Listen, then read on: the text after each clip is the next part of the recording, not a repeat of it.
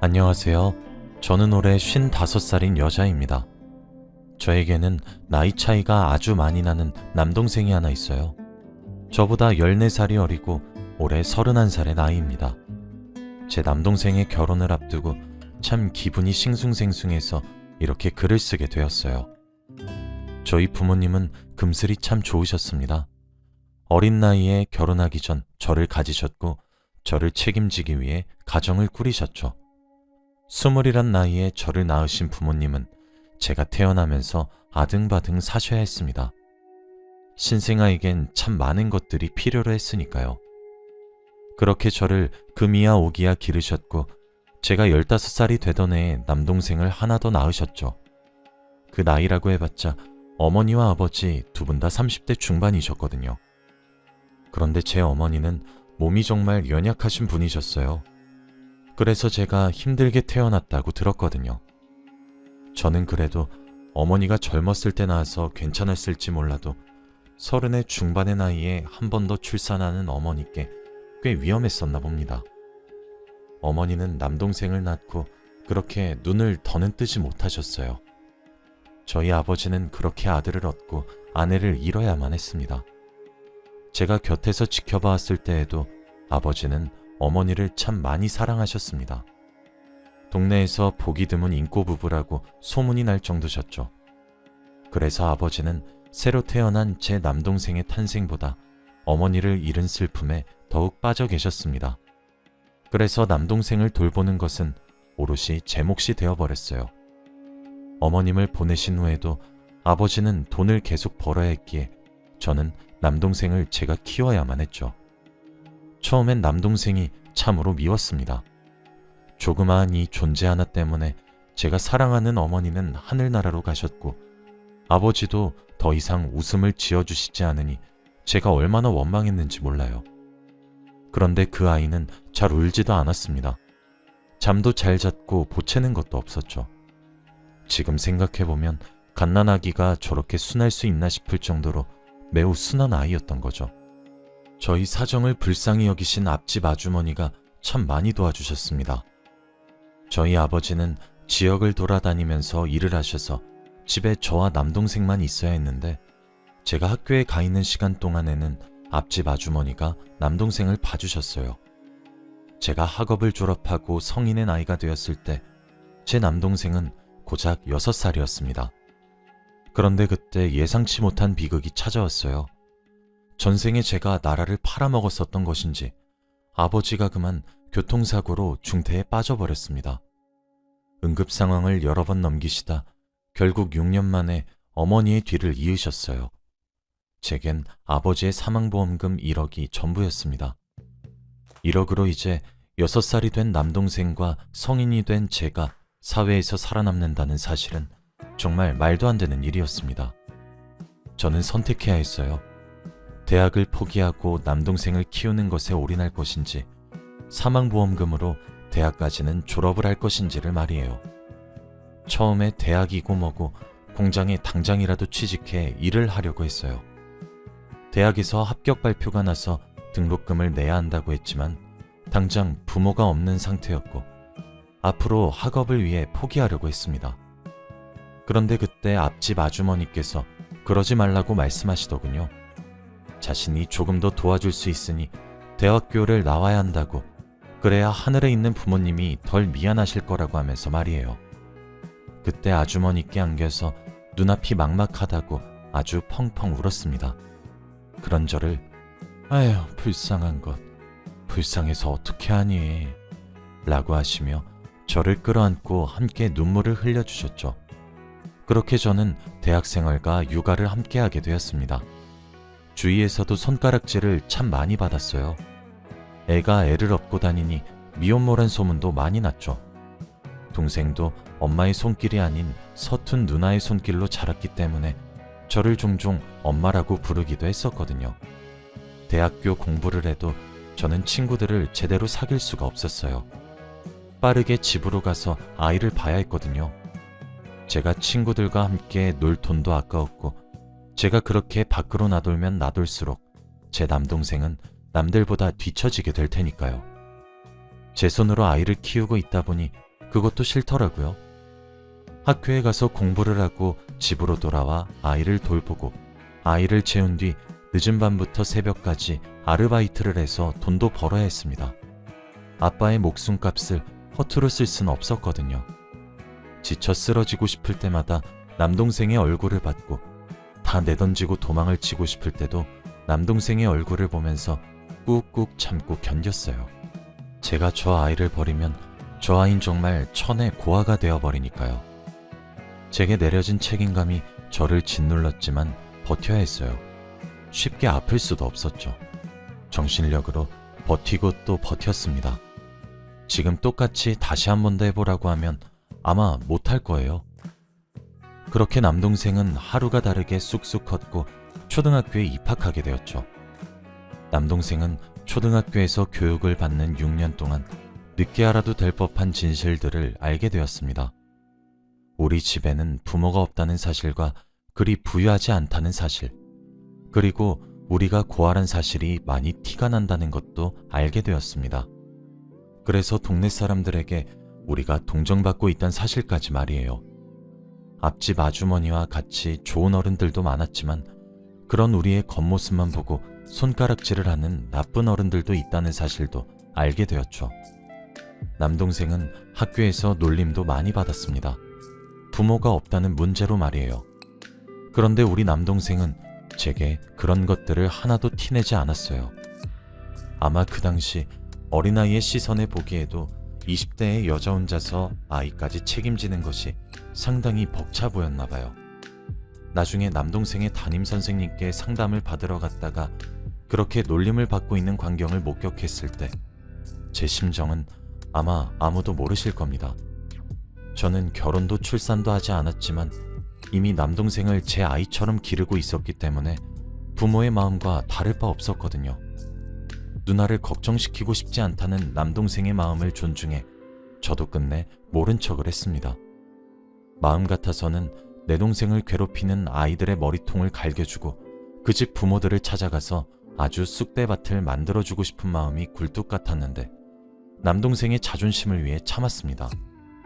남동생은 그런 와중에도 공부도 곧잘 했어요. 형편이 여의치 않아 비싼 과외 한번 제대로 시켜주지 못했지만 항상 전교에서 5손가락 안에 드는 수재였죠. 지금 생각해보면 아마 어린아이가 할 수 있었던 최고의 선물이 성적표였던 것 같습니다. 좋은 성적을 받아와 제게 보여줬을 때 제가 환히 웃었던 것을 보며 동생이 뿌듯해했거든요. 저희 남매는 그렇게 나이를 먹어갔습니다. 모르는 것들은 앞집에 계신 아주머니께 여쭤보고 배워가면서 말이에요. 앞집 아주머니는 정말 저희 남매의 은인이시죠. 하얀 빨래에 얼룩이 지면 어떻게 해야 하는지 같은 기초적인 살림살이부터 공과금이랑 전기세 이런 것들도 어떻게 내는지 배웠고 정부에서 지원을 받을 수 있는 제도들도 아주머니께서 아주 많이 알려주셨답니다. 다행히도 아주머니의 자식들이 전부 결혼하고 출가한 뒤라 저희 남매에게 도움을 주실 수 있으셨거든요. 그런 아주머니도 항상 저를 안타까워하셨고 안쓰러워하셨습니다. 동생에게 너무 목을 매지 말고 저보고 제 인생을 항상 살려고 노력을 해야 된다고 했죠. 꽃다운 나이인데 연애도 안 하고 뭐하냐고 하면서요.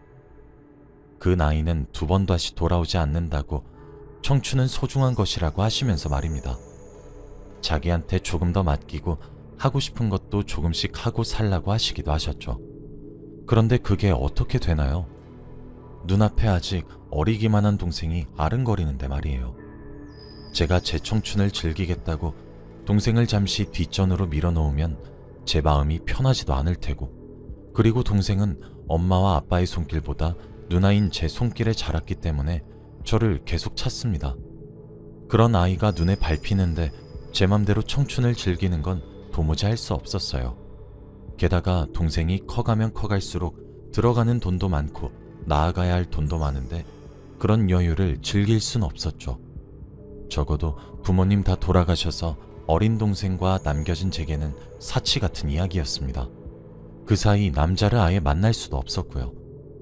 누군가에게 벅쳐 보인다는 말을 듣고 싶지도 않고 저를 잘 모르는 사람이 제게 고생이 많다고 가짜는 위로나 동정을 건네는 게 기분이 참 별로였거든요. 그래서인지 저도 제 인생을 산다는 것보단 동생을 위해 살아왔다는 생각이 들기도 하네요. 그렇게 저는 결혼이란 건 아예 포기를 했습니다. 요즘이야 비혼주의인 여성들이 제법 여기저기 많이 보이고 있지만 사실 저 때 당시엔 여자가 결혼을 하지 않고 혼자서 삶을 살아간다는 것이 흔치 않았거든요. 저도 앞집 아주머니께 얼마나 잔소리를 들었는지 몰라요. 그 사이 제 동생은 점점 나이를 먹어갔고 고등학교까지 졸업을 앞두고 있었습니다. 눈 깜짝할 새에 성인을 앞두고 있었죠. 동생에게 남들 다 한다는 비싼 과외는 한 번도 시켜주지 못했지만 학창시절 내내 전교에서 5손가락 안에 들 정도로 열심히 공부를 해서 그런지 명문대에도 철석 합격을 했죠. 제게 명문대 합격 증서를 내밀면서 말해주더라고요. 동생에겐 사실 꿈이 하나 있었습니다. 그런데 다른 아이들처럼 구체적인 직업을 가지겠다는 꿈이 아니었어요. 형체가 없었거든요. 그 꿈은 바로 제게 효도하고 꼭 호강을 시켜주겠다는 꿈이었습니다. 그래서 꼭 성공을 해야겠다 다짐을 했다고 해요. 왜 그런 꿈을 꿨냐고 물어봤더니 동생이 그러더라고요. 제가 우는 모습을 한번 본 적이 있는데 그게 아직까지도 잊혀지지가 않고 눈앞에 그 모습이 그려진다고 말이에요. 그 모습을 목격했던 당시의 동생은 아주 어린 나이였는데 제가 다른 날과 마찬가지로 동생을 재웠던 날이더군요.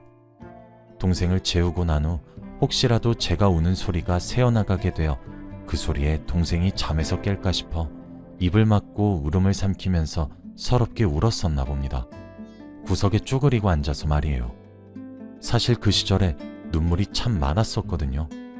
그래도 제가 그렇게 약한 모습을 동생에게 보여줄 수 없다는 강박이 있어서 동생에게는 단 한 번도 보여주지 않았던 모습인데 그렇게 들켰을 줄은 몰랐어요. 동생은 본능적으로 그런 제 모습을 보고 모른 척을 했더라고요. 그리고 다음날 앞집 아주머니께 물어봤었나 봐요. 우리 누나는 자신이 어떻게 해야 더 이상 울지 않을 수 있냐고요. 그때 아주머니가 동생에게 그런 말을 했대요. 나중에 네가 다 갚아줘야 한다. 너희 누나한테 사랑받은 것도 다 갚아주면 돼. 그러면 돼. 고생하는 누나를 보고 절대 엇나가지 말고 착하고 바르게 크고 공부도 많이 해서 훌륭한 사람이 되면 더 좋지? 라고 말이에요. 그때 동생이 훌륭한 사람이 되면 누나가 많이 기뻐할까요? 라고 물었답니다. 그랬더니 아주머니가 당연하지 라고 대답했다고 하더라고요. 그때부터 동생의 꿈은 제가 한박 웃음을 지으며 행복하게 사는 것이었다고 해요.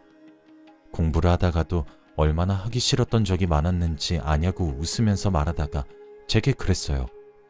근데 누나, 아무리 하기 싫어도 나는 내 어린 시절의 누나를 떠올려 보면 항상 밤마다 나 몰래 눈물을 삼키고 있었던 모습밖에 떠오르지 않아서 공부가 너무 하기 싫었지만 그만둘 수 없었어. 나는 어려서 누나가 얼마나 많은 것들을 포기해야 했는지 당시에 알지 못했지만 누나가 힘들어한다는 사실과 그런 모습을 나에게 숨기고 싶어 한다는 사실은 알고 있었거든.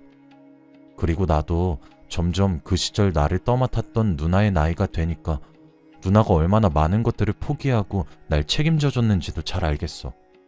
누나, 그동안 너무 고마웠고 사랑해. 나도 이제 성인이니까 이젠 누나가 하고 싶은 것들 하면서 살았으면 좋겠어. 라고 하더라고요. 저는 동생의 그 말에 제가 많이 힘들어했고 어쩌면 조금 원망도 했었던 지난 힘들었던 순간들을 보상받는 듯 했습니다. 지금도 그렇게 말을 해준 순간이 눈에 선하네요. 그렇게 든든하게 커서 온 제 동생이 몇 달 전 제게 결혼하고 싶은 여자가 생겼다고 꼭 소개해주고 싶다며 제게 보여준 사람이 하나 있습니다. 동생은 대학에 입학하고 난 후 군대에 입학했고 전역 후에 같은 대학교의 한 여학생과 교제를 시작했어요. 처음 만든 여자친구였죠.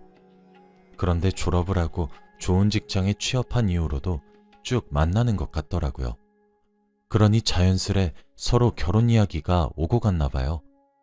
저는 그렇게 동생의 여자친구를 소개받게 되었습니다. 그 사람의 첫인상은 동생과 비슷했어요. 착하게 잘 자랐고 선해 보였죠. 얼핏 봐도 둘은 잘 어울리는 한 쌍인 것 같더군요. 같은 대학을 다니면서 만나게 되었고 꽤 오랜 시간 동안 연애를 했으니 이제 결혼을 하고 함께 살고 싶다는 동생의 말이 제게는 왜 조금 충격적으로 들렸는지 모르겠습니다. 제가 동생을 너무 어리게 보았나 싶을 정도였죠. 언제까지나 제가 끼고 살 줄 알았는데 제품을 떠난다는 말에 섭섭함을 느끼지 않았다면 그건 거짓말이겠죠. 사실 둘의 만남은 봉사동아리에서 연이 닿았다고 하더라고요. 동생은 자신이 어렵게 자라서 그런지 자신이 여유가 된다면 남을 돕고 싶다는 생각을 가진 아이였어요. 그래서 봉사동아리에 가입을 하게 된 건데 그곳에서 지금의 여자친구를 만나게 된 것이었습니다. 사실 그 아이도 형편이 그리 썩 좋지 않아요. 고아원 출신이었기 때문에 형편이 어렵다는 것에 더 가깝죠. 그렇지만 그 아이도 자신의 형편이 조금 더 나아졌기에 남을 돕는 것이 당연하다는 마음가짐을 가지고 있어서 둘이 봉사를 하다가 만나게 된 것 같더라고요. 저는 비혼주의가 된 지 오래되어서 제 결혼 자금보다는 동생의 결혼 자금을 모았습니다.